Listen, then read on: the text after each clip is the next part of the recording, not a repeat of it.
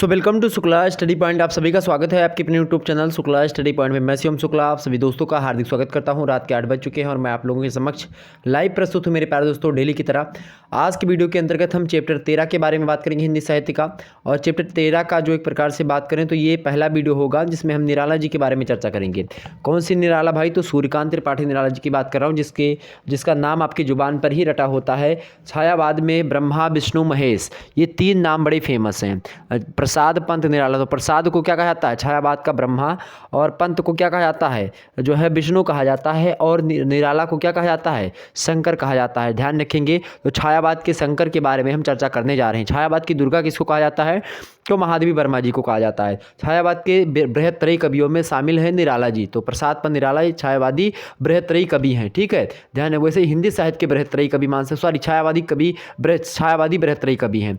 और जो एक प्रकार से बात की जाए, जो ये हैं वो 4 स्तंभों में से आती हैं महादेवी वर्मा। तो छायावाद के 4 स्तंभ पूछे कौन? प्रसाद पंत निराला और वर्मा जी, महादेवी वर्मा। ठीक, तो इन्हीं सूर्यकांत त्रिपाठी निराला जी का आपके पाठ्यक्रम में वर्दे बीणा वादिनी वर्दे एक छोटी सी कविता संकलित है, उसकी व्याख्या हम आज की वीडियो के अंतर्गत देखने वाले हैं। और नेक्स्ट वीडियो में हम तुलसीदास नाम से इन्होंने कविता लिखी है, उनके बारे में भी एक जो कविता है उसकी व्याख्या हम देखेंगे। एक ही वीडियो के अंतर्गत सारी कविता को समझने का प्रयास रहेगा। और तीसरी इनकी कविता है वह तोड़ती पत्थर, उसको एक वीडियो में देखेंगे। तो आज का वीडियो मुख्य रूप से वर्दे बीणा वादिनी वर्दे इस कविता की व्याख्या पर बेस्ड है। तो आप सभी लोग फटाफट से एक बार वीडियो को शेयर करेंगे और लाइक करेंगे। सभी दोस्तों को अपने बुला लीजिए और उसके बाद में फिर क्लास को स्टार्ट करते हैं और बड़ी ही आसानी समझने का प्रयास करते हैं। वैसे आप सभी को पता ही होगा सूर्यकांत त्रिपाठी निराला का जन्म कब हुआ था? सूर्यकांत त्रिपाठी निराला का जन्म कब हुआ था मेरे प्यारे दोस्तों? 29 जनवरी 1899 ईस्वी को सूर्यकांत त्रिपाठी निराला जी का जन्म हुआ था। गढ़कोला स्थान है, उन्नाव जिला है, एक प्रकार से कानपुर के पहले ही पड़ जाता है उन्नाव जिला। उसी में कौन सा जो है गढ़ाकोला, तो गढ़ाकोला उन्नाव में ही है, वहीं पर इनका जन्म हो जाता है। इनकी मृत्यु की बात की जाए तो इनकी मृत्यु जो होती है 15 अक्टूबर 1961 ईस्वी को जो है छायावाद का एक प्रकार से जो शंकर है वह इस संसार से विदा ले लेता है।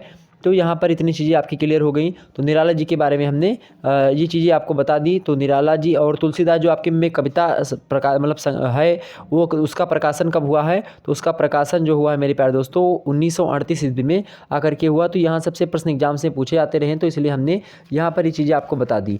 तो निराला जी की बात की जाए, निराला जी बड़े ही जो है किस प्रकार से प्रकृति का मानवीकरण भी करते हैं निराला जी। और कहते हैं कि मदिरा की वह नदी बहती, थके हुए जीवों को वह सा स्नेह प्याला एक जो है पिलाती। मतलब कहने का मतलब ये है, इनके अगर आप देखेंगे चाहे इनका कोई भी प्रेम भावना का ही एक प्रकार से देखेंगे तो जीवंत चित्रण प्रस्तुत करते हैं। जैसे कि निर्दय उस नायक ने निपट निठुराई की झोंकों की झाड़ियों से सुंदर सुकुमार देह सारी झकझोर डाली। ठीक, निराला की प्रेम भावना पर प्रकाश डालते हुए डॉक्टर परमानंद श्रीवास्तव कहते हैं कि निराला प्रेम के कवि हैं। ठीक उसी अर्थ में नहीं जिस अर्थ में प्रसाद को प्रेम का कवि कहा जाता है। निराला का जो प्रेम अनुभव है एक अर्थ में गहरे आंतरिक उल्लास का अनुभव है, एक ऐसी जीवन पूर्णता का अनुभव इनके पास है जिसकी कोई व्याख्या नहीं की जा सकती। छायावादियों जैसी विरह दग्ध मानसिकता से अलग निराला का प्रेम एक नई मुक्ति का आभास कराता है। स्मृति और विषाद के अनुभव यहाँ प्रेम भावना से बहिष्कृत नहीं है, पर उनकी प्रकृति भिन्न है। श्रृंगार को उद्दात की जमीन पर ले जाने की कोशिश निराला को उनके अन्य समकालीनों से अलग करती है। निराला जी की एक प्रकार से बड़ी चीज़ें हैं। प्रकृति का मानवीकरण इन्होंने बड़े अच्छे तरीके से करते हैं हमेशा। कि विजय बन बल्लरी पर सोती थी सुहाग भरी, स्नेह स्वप्न मग्न अमल कोमल तनु तरुणी। कितना अच्छा एक प्रकार से इनकी रचनाओं में क्या है, एक प्रकार से जो है झनकार है इनकी हर एक रचना में। देखेंगे हर एक शब्दों में बड़ी अच्छी तरीके से लिखने का प्रयास करते हैं निराला जी। निराला जी एक प्रकार से खुद ही निराला है, चूंकि निराला है इसीलिए इनका नाम भी निराला है। निराला के व्यक्तित्व एवं कृतित्व के गहन अध्येता एवं पुरस्कर्ता डॉक्टर रामविलास शर्मा ने इनका निराला का जन्म कब माना है? 1899 ईस्वी में माना है। बंगाल प्रांत के मेदिनीपुर जिले में माना है। ठीक, बंगाल जिले के मेदिनीपुर में माना है। लेकिन कहीं कहीं पर आप देखेंगे तो कहीं कहीं पर जो है इनका जन्म जो है कहाँ पर दिखाता है? गढ़कोला उन्नाव में दिखाता है। लेकिन जो है उन्होंने माना है डॉक्टर रामविलास शर्मा ने, इसीलिए हमने आपको यहाँ पर ये चीज़ें बताने का प्रयास किया। ठीक, तो आइए आगे बढ़ते हैं और इन मुद्दों को समझने का प्रयास करते हैं। कुछ काव्य कृतियाँ आपको बता दूँ निराला जी की।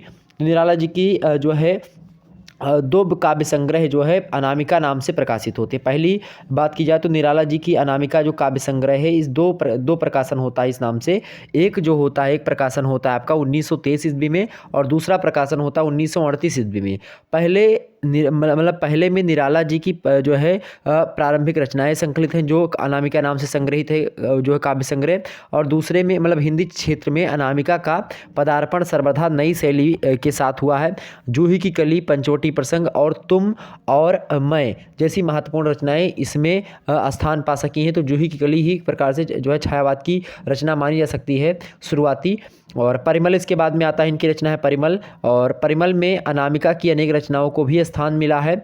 इसकी रचनाएं नवीन हैं, कलात्मक हैं, स्फूर्तिदायक हैं। निराला का देश प्रेम, प्रकृति प्रेम एवं इसी के साथ ही साथ मानवतावाद, यहाँ पर आप देखेंगे जो इनकी रचना है कौन सी, परिमल जो काव्य संग्रह इसमें संग्रहित मिलता है।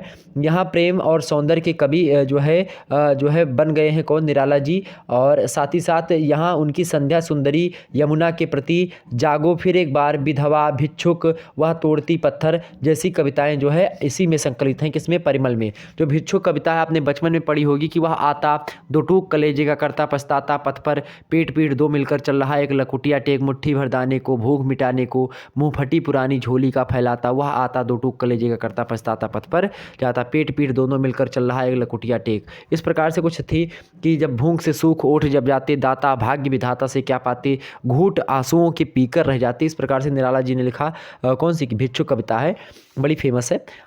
और अगली इनकी रचना है निराला की गीतिका, वो भी बड़ी फेमस है। और अगली है अनामिका जो दूसरा संग्रह हुआ है, ये भी एक प्रकार से इनकी रचना है। तुलसीदास नाम से जो है इनकी एक रचना है, 1938 ईस्वी में भारती भंडार इलाहाबाद से प्रकाशित होती है। और ये तमाम सारी चीज़ें हैं, अब इसके बारे में ज़्यादा बताएंगे तो वीडियो लंबा हो जाएगा।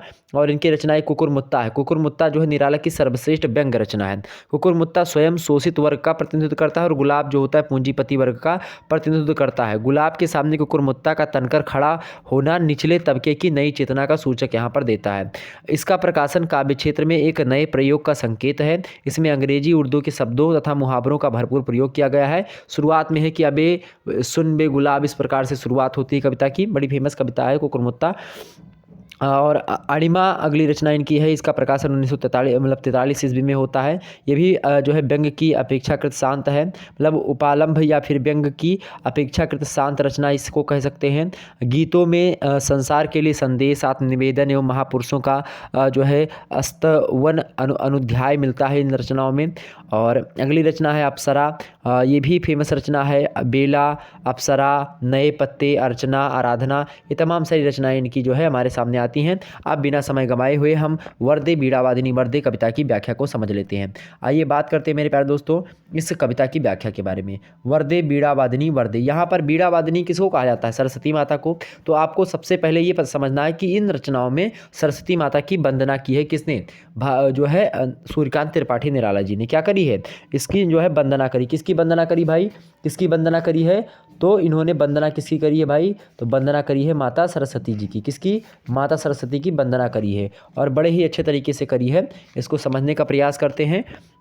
सबसे पहले इस कविता को पढ़ते हैं, उसके बाद में फिर इसकी व्याख्या करते हैं। वरदे बीड़ावादनी वरदे, प्रिय स्वतंत्र रहो, अमृत मंत्र नौ भारत में भर दे। वरदे बीड़ावादिनी वरदे, काट यंध उर के बंधन अस्तर, वहाँ जनन ज्योतिर्मय निर्झरे, कलुष भेद तम हर प्रकाश भर, जगमग जगमग कर दे, जगमग जग कर दे। वरदे बीड़ावादिनी वरदे, बड़ी फेमस रचना, बड़ी अच्छे तरीके से लय, अगर सही तरीके से पढ़ा जाए साज बाज के साथ बड़ा अच्छा लगेगा। नौ गति नौ लय ताल छंद नौ, नवल कंठ नौ जलद मंद्र रहो, नौ नभ के नौ बिहग बृंद को, नौ पर नौ स्वर दे। वरदे बीड़ावादिनी वरदे, वरदे बीड़ावादिनी वरदे, प्रिय स्वतंत्र रहो, अमृत मंत्र नौ भारत में भर दे। वरदे बीड़ावादिनी वरदे, बड़ी अच्छी रचना है, तो इसकी व्याख्या हम समझने का प्रयास करते हैं। छोटी सी रचना है, इसकी व्याख्या को हम प्रारंभ करते हैं और समझने का प्रयास करते हैं। यहाँ पर देखें, वरदे बीड़ा वादनी वरदे, बीड़ा वादनी अर्थात माता सरस्वती से कवि जो है वो कहता है, क्या कहता है, सबसे पहले इसका प्रसंग आप लिखेंगे, संदर्भ लिखेंगे। संदर्भ में क्या लिखेंगे कि प्रस्तुत गीत सूर्यकांत त्रिपाठी निराला द्वारा रचित कविता वरदे बीड़ा वादिनी वरदे से उद्धृत है। ठीक, ये आप इसका जो क्या लिख सकते हैं, संदर्भ लिख सकते हैं। ठीक, या आप ऐसा लिख सकते हैं कि प्रस्तुत पद्यांश वरदे बीड़ा वादिनी वरदे कविता से लिया गया है, इसके रचयिता सूर्यकांत त्रिपाठी निराला जी हैं, ऐसे लिखेंगे। प्रसंग में लिख सकते हैं कि इसमें निराला जी ने माता सरस्वती की क्या करी है, वंदना करी है। ठीक, तो ये प्रसंग में आप डाल सकते हैं, या फिर ये प्रसंग में लिखिएगा कि प्रस्तुत गीत में निराला सरस्वती देवी से समस्त मानव समुदाय के लिए ज्ञान एवं स्वाधीनता की याचना करते हुए कहते हैं, क्या कहते हैं कि वरदे बीड़ा वादिनी वरदे प्रिय स्वतंत्र नौ, प्रिय स्वतंत्र रहो, अमृत मंत्र नौ भारत में भर दे। कहते हैं निराला जी कि माँ सरस्वती से प्रार्थना करते हुए कहते हैं कि हे बीड़ावादिनी सरस्वती, मैं तुम्हारे बार बार जो है वरदान, मैं तुमसे बार बार वरदान मांगता हूँ, हे जो है हे बीड़ावादिनी वरदे, हे माता सरस्वती, मैं आपसे बार बार यही कर रहा हूँ। वरदे वरदे 2-3 बार है नहीं, तो मतलब कहने का ये है, आप लिखेंगे कि हे बीड़ावादिनी सरस्वती, मैं तुमसे बार बार वरदान मांगता हूँ कि तू मेरे देश में अमृत के समान मधुर स्वतंत्रता का मंत्र एवं स्वर भर दे। प्रिय स्वतंत्र रहो, अमृत मंत्र नौ भारत में भर दे। स्वतंत्रता का नया मंच, एक प्रकार से स्वतंत्रता का नया मंत्र दे दीजिए। कहने का मतलब यहाँ पर यह है कि निराला जी माता सरस्वती से प्रार्थना करते हैं कि बीड़ा वादिनी सरस्वती, तुम हमको वर दो और भारत के लोगों में स्वतंत्रता की भावना का क्या करो, अमृत मंत्र भर दो। स्वतंत्रता की भावना का क्या भर दो, अमृत मंत्र भर दो, ऐसा मैं आपसे वरदान मांगता हूँ। ये निराला जी कहते हैं किससे, माता सरस्वती से, कि हे माँ, तुम भारतवासियों के अंधकार में व्याप्त हृदय के सभी बंधन काट दो। क्या कर दो, सभी बंधनों को काट दो और ज्ञान का स्रोत वहा कर, जिसमें भी पाप जो है दोष सारे के सारे अज्ञानता धुल जाती हों, उन्हें दूर करके प्रकाश प्रदान करो। उनके हृदय को प्रकाश से जगमगा कर दो हे माता, कि काट अंध उर के बंधन यस तर, कि सारे क्या कर दो, सारे जो दोष हैं, जितने पाप हैं, इन सभी को, अज्ञानता को काट दो, सारे बंधनों को काट दो। वासी जो अंधकार में डूबे हुए हैं, अंधकार में डूबे हुए हैं, काट अंध उर के बंधन अस्तर, जो अंधकार में डूबे हुए भारतवासी हैं, उनके बंधन अस्तर को काट दो, उनके बंधन को काट दो। जो अंधकार वाला बंधन उनको एक प्रकार से घेरे हुए है, उनको आप काट दो। और क्या कर दो, वहाँ जनन ज्योतिर्मय निर्झर, क्या कर दो कि जो है अंधकार से व्याप्त हृदय के सभी बंधनों को काट दो और क्या कर दो, ज्ञान का स्रोत बहा दो। क्या, वहाँ जननी ज्योतिर्मय निर्झर, ज्ञान का क्या कर दो, ज्ञान का एक प्रकार से जो क्या बढ़ा दो, ज्ञान का स्रोत जो है बहा करके, जिसमें मतलब जितने भी पाप हैं या दोष हैं या अज्ञानता है, उन सभी को आप क्या कर दो, दूर कर दो। कलुष भेद तमहर प्रकाश भर, जगमग जगमग कर दे। मतलब मेरे जीवन के जो अंधकार है मेरे हृदय में दबा हुआ है, या भारतवासियों के हृदय में जो अंधकार दबा हुआ है, या अंधकार से उनका हृदय जो है एक प्रकार से ढका हुआ है, उनका ज्ञान चक्षु ढका हुआ है, तो आप जो उनके पाप दोष हैं, जो अज्ञानता उन्होंने करी है, उस सभी को क्या कर दो, क्षमा कर दो, अर्थात उसको दूर करके प्रकाश प्रदान करके उनके हृदय को प्रकाश से जगमगा कर दो हे मां सरस्वती, ऐसा मैं आपसे वरदान मांगता हूँ। कौन कहते हैं, तो सूर्यकांत त्रिपाठी निराला जी कहते हैं भारतवासियों के प्रति कि काट अंध उर के बंधन अस्तर। उर माने होता है एक प्रकार से क्या, उर माने होता है मेरे प्यारे दोस्तों, उर माने होता है हृदय, अंध माने होता है ज्ञानपूर्ण, कलुष माने होता है मलिनता या फिर पाप, ठीक है। अमृत मंत्र माने होता है ऐसा मंत्र जो अमृत की ओर ले जाए, कल्याणकारी मंत्र जिसको कहते हैं। मंद रव माने होता है, मंद रव माने क्या होता है भाई, मंद रव माने होता है गंभीर स्वर, ओके। तो ये चीज़ें हैं, आगे हम समझते हैं थोड़ा सा, तो आपके समझ में आई बातें। तो क्या हुआ भाई कि वरदे बीड़ा वादिनी वरदे सारी चीज़ें हो गई, हमने आपको बता दिया कि हे माँ क्या कर दो, तुम अज्ञान और कला के प्रकाशवान झरने प्रवाहित करो, जिनसे हमारे अज्ञानी हृदयों के समस्त बंधन कट जाएं, जीवन के पाप एवं अंधकार को नष्ट करके ज्ञान और कला से हमारे मन को जगमगा कर दो, हमारे समस्त जीवन में ज्ञान की उज्ज्वलता का संचार कर दो। ऐसा जो है कवि सूर्यकांत त्रिपाठी निराला जी भारतवासियों के लिए प्रार्थना करते हैं, किससे, बीड़ा वादिनी माता सरस्वती से, कि हे माँ, मैं आपसे बार बार यही निवेदन करता हूँ, यही वरदान मांगता हूँ कि मेरे भारतवासी, मेरे भाइयों को अंधकार रूपी जो एक प्रकार से उसका अंधकार से उनका हृदय जो है ढका हुआ है, उनके ज्ञान चक्षुओं को खोल दो, ताकि वे अपने देश के प्रति राष्ट्रवादिता पर एक प्रकार से उतरें और आगे बढ़ें और अपने देश को आज़ाद कराने में सहयोग करें। आगे देखते हैं। अगला है आगे कि नौ गति नौ लय, नौ गति नौ लय, ताल छंद नौ, नवल कंठ नौ, जलद मंद रव, नौ नभ के नौ, बिहग बृंद को नौ, पर नौ स्वर दे, वर दे बीड़ा वादनी वर दे। नौ नौ नौ कितना बार आया है लगातार, आप देखते हैं ना, नौ नौ। तो ये यहाँ पर देखने का प्रयास करें आप सभी लोग। अब इसकी व्याख्या कैसे देखेंगे, इसका मतलब ये है, कवि निराला जी फिर से प्रार्थना करते हैं, मतलब वही प्रार्थना करते हैं, कहते हैं कि माता सरस्वती कि हे माँ, तुम क्या करो, तुम भारतवासियों को क्या करो, नौ गति मतलब नई गति प्रदान करो, नई नौ लय यानी नई लय प्रदान करो। मतलब लय मतलब होता है कि एक प्रकार से जो लय है, मतलब वो जो धीरे धीरे मतलब आलसी प्रवृत्ति हो गई है, उनको एक गति प्रदान करो, नई तरीके से पुनर्जागरण जिसको कहते हैं उनका करो, नई लय प्रदान करो। ताल छंद नौ मतलब उनको नया ताल प्रदान करो, नए छंद प्रदान करो। नवल कंठ नौ, जलद मंद रहो। नवल माने ही होता है नया, कि नई बाणी प्रदान करो उनको, कंठ माने बाणी, नई बाणी प्रदान करो। नौ जलद मंद्र रहो, नए बादल के समान गंभीर स्वर प्रदान करो।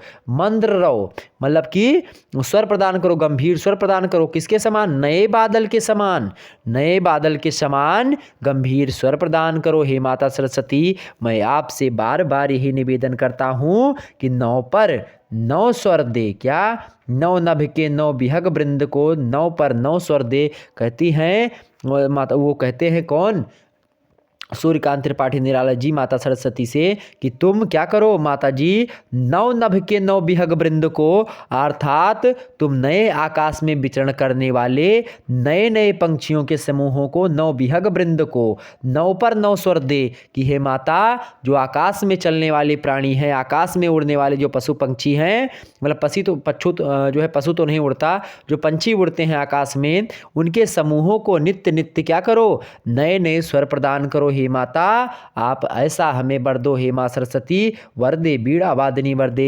हे माता, हे माँ सरस्वती, मैं आपसे ऐसा वरदान मांग रहा हूँ, ऐसे वरदान का आकांक्षी हो। माता सरस्वती से हाथ जोड़ करके विनती करते हुए, अपनी लेखनी के माध्यम से अपने मनोभावों को व्यक्त करते हुए निराला जी इतने बातों को माता सरस्वती से भारतवासियों की तरफ से प्रतिनिधित्व करते हुए कहते हैं कि हे माँ, इस प्रकार से आप करो, ऐसा वरदान मांगते हैं। बोलो, एक कवि की मनोभावना कैसी होती है समाज के प्रति। इसीलिए साहित्य को समाज का दर्पण, या दर्पण को मतलब कि समाज को साहित्य का दर्पण, या साहित्य को समाज का दर्पण कहा जाता है, क्योंकि ये लोग जो साहित्यकार होते हैं, उनके द्वारा ही समाज का एक प्रकार से क्या होता है, पुनरुद्धार होता है, समाज आगे बढ़ता है, हम लोग आगे बढ़ते हैं, आप आगे बढ़ते हैं, और सारा संसार आगे बढ़ता है। किसके माध्यम से, साहित्यकारों के लेखनी के माध्यम से। वो अपने अपने मनोविचारों के माध्यम से, अपने अपने एक प्रकार से अनुभवों के माध्यम से हमको पहले से सारी जानकारी दे देते रहते हैं और उस पर कार्य करते हैं। तो उनके लिए एक लाइक तो बनता। सूर्यकांत त्रिपाठी निराला के लिए वीडियो को लाइक करें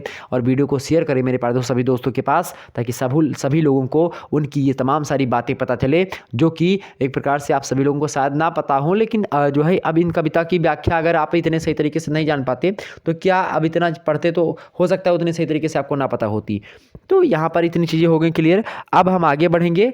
तो ये वीडियो लगभग जो है अब यहीं तक है, कविता ये समाप्त होती है। अब अगली जो कविता है उसमें हम तुलसीदास जी को लेकर के इन्होंने लिखा है। सूर्यकांत त्रिपाठी निराला जी तुलसीदास जी के बारे में कविता लिखी है। उसकी कविता की व्याख्या की एक प्रकार से जो है 10 पंक्तियां हैं। उन 10 पंक्तियों के बाद हम समझेंगे कि भारत के नभ के प्रभावपूर्ण शीतलाक्ष सांस्कृतिक सूर्य जो है अस्तमित आज रे तमस अस्तूरी दिगमंडल उरके आसन पर शिरस्त्राण शासन करते हैं मुसलमान हैं उर्मिल जल निश्चल प्राण पर सतदल। इस प्रकार से तुलसीदास कविता है, उसकी व्याख्या हम देखेंगे नेक्स्ट वीडियो में। हालांकि इसमें विशेष में कुछ बातें आप डाल दीजिएगा। विशेष में क्या लिखेंगे कि यहाँ पर माता सरस्वती से प्रार्थना की गई है कि हमको वो उन्नति का मार्ग दिखाएं। ऐसा यहाँ पर जो है ये इसकी जो है क्या है, विशेष में आप बातें डाल सकते हैं, या फिर यहाँ पर ये बातें डाल सकते हैं कि निराला जी की यह सरस्वती वंदना मंगलाचरण के रूप में गाई जाती है। तो मंगलाचरण के रूप में ये वंदना गाई जाती है सूर्यकांत त्रिपाठी निराला की। और राष्ट्रीय भावना की अभिव्यक्ति इन पंक्तियों में आपको देखने को मिली है। तो यहाँ पर ये 2 विशेष में आप डाल सकते हैं। और अच्छी भाषा का प्रयोग, खड़ी बोली का प्रयोग भी यहाँ पर है कि देखें यहाँ पर, जैसे वर्दे बीड़ा वादनी वर्दे प्रिय स्वतंत्र रहो अमृत मंत्र नौ भारत में भर दे वर्दे बीड़ा वादनी वर्दे। बड़ी अच्छी कविता है, हमने आपके सामने पढ़ करके भी सुनाई। तमाम सारी चीज़ें हो गई। अब आगे तुलसीदास की जो है व्याख्या हम देखेंगे। तुलसीदास रचना है किसकी? भारतेंदु सूर्यकांत त्रिपाठी निराला जी की। तो इनकी व्याख्या हम नेक्स्ट वीडियो में चर्चा करेंगे। ओके, तो आइए चलिए फिर मिलते हैं हम नेक्स्ट वीडियो में। तब तक के लिए जय हिंद जय भारत। आप सभी का बहुत बहुत धन्यवाद हमारे साथ जुड़ने के लिए। इसी प्रकार से अपना प्यार दुलार हमेशा से बनाए रखें। वीडियो को लाइक और शेयर जरूर कर दीजिएगा। धन्यवाद।